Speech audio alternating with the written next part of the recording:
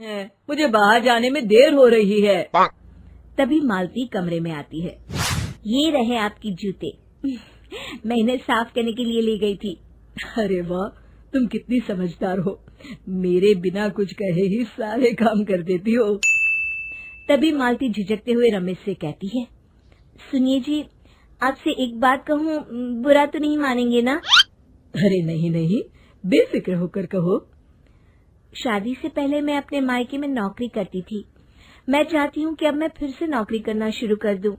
वैसे भी सारा दिन घर में बोर हो जाती हूँ। देखो मालती, तुम्हारे नौकरी करने से मुझे कोई ऐतराज नहीं है, लेकिन तुम्हें एक बात बता दूं, हमारे खानदान में आज तक कभी किसी औरत ने नौकरी नहीं की। फिर भी एक बार तुम माँ से पूछ कर देखो, अगर वो तुम्हें नौकरी करने की इजाजत दे देती है तो अच्छी बात है। रमेश वहाँ है। फिर उसी शाम मालती अपनी सास के पैर दबा रही होती है। तभी उसकी सास मालती से कहती है, अरे क्या बात है बहू, आज तो ठीक तरह से मेरे पैर नहीं दबा रही, किसी ख्याल में खोई पड़ी है क्या? मैं भी तो जानूं आखिर बात क्या है। दरअसल वो माँ जी। अरे हाँ हाँ बोलो, इतना सोच क्यों रही हो? माँ जी, अगर आप बुरा न माने तो मैं नौकरी करना चाहती हूँ। घर के काम करने के बाद मेरे पास काफी वक्त बच जाता है। मालती की ये बात सुनकर उसकी सास गुस्से में कहती है, अरे बहू, तेरी तबीयत तो ठीक है ना? आज ये कैसी बहकी बातें कर रही है?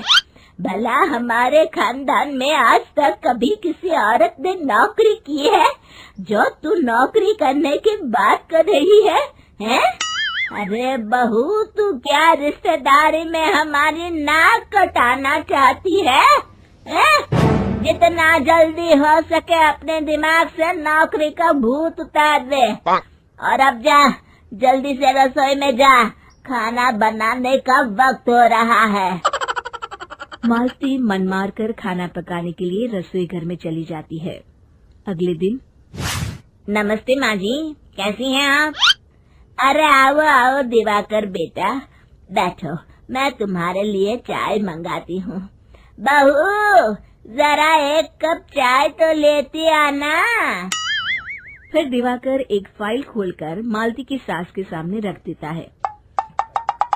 ये देखिए माँ जी, ये है पिछले महीने का हिसाब और ये रहे मुनाफे के रुपए। एक बार हिसाब देख लीजिए और इन कागजों पर अपने दस्तखत कर दीजिए। अरे दिवाकर बेटा, मैंने भला आज तक कभी तेरा हिसाब देखा है जो अब देखूंगी? ला बता, कहाँ दस्तखत करूं?